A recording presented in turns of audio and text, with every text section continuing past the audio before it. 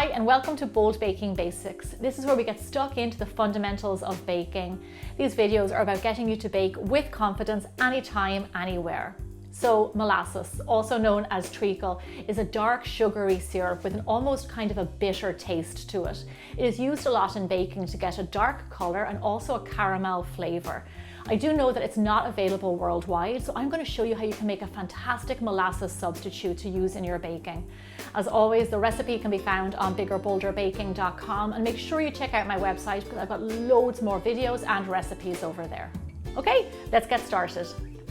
So over here I've got a heavy bottom saucepan on the stove and we're just going to add a few ingredients into it. The main ingredient for this recipe is a dark brown sugar. Now you need this because it gives it all the flavour and the colour. So we're just going to add that straight in there. Next we're going to add in a little bit of water to make it nice and syrupy. Now because we're making some sort of kind of a caramel situation going on here, we want to make sure that it doesn't crystallize, and how you can do that is adding cream of tartar. It's an acid that will stop your sugar from crystallizing.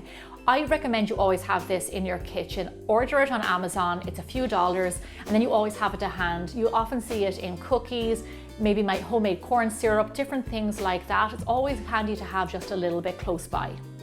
So in you go. Okay, last but not least, some fresh lemon juice. This also prevents the sugar from crystallizing, so don't forget about that guy. In you go.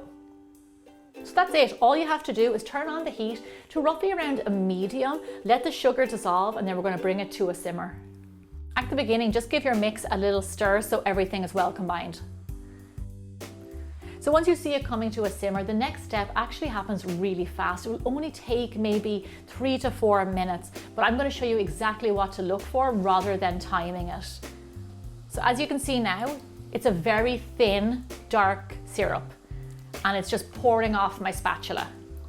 In around 2 to 3 minutes, you'll notice that syrup getting a little bit thicker and pouring slowly off your spatula. It means that your caramel is forming. Do you see that? How it's kind of slowed down and it's taking longer to drip off the spatula. This is a technique that you use in caramel making, corn syrup, stuff like that. So if I give you these telltale signs, you can really nail this recipe. Timing can be a little bit different. There can be lots of different factors that can affect it. But if you know exactly what to look for, you're going to get the same result as I did. Okay, so this is what we're going for. It's been 4 minutes. Do you see how it's slowly dripping off my spatula? That is what you want. It's formed more of a caramel, it's getting thicker.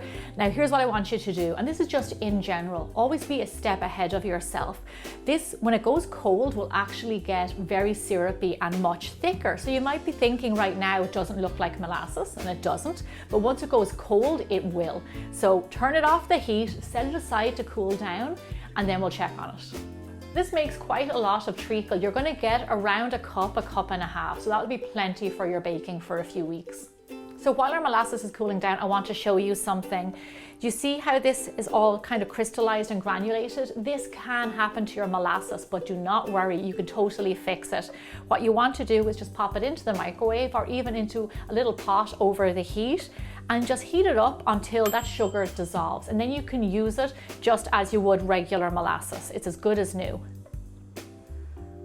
So once your molasses substitute has cooled down, go ahead and pour it into a jar. There's loads of big and bold recipes you can use this molasses substitute in. My crockpot gingerbread, my soft and chewy molasses cookies, my homemade bran flakes, and my ginger crinkle cookies. So if you liked this recipe, you are going to love what's over on my website. Head over there and check out other basics like how to make a corn syrup substitute and your own homemade cream cheese. I'll see you back here really soon for more bigger, bolder baking.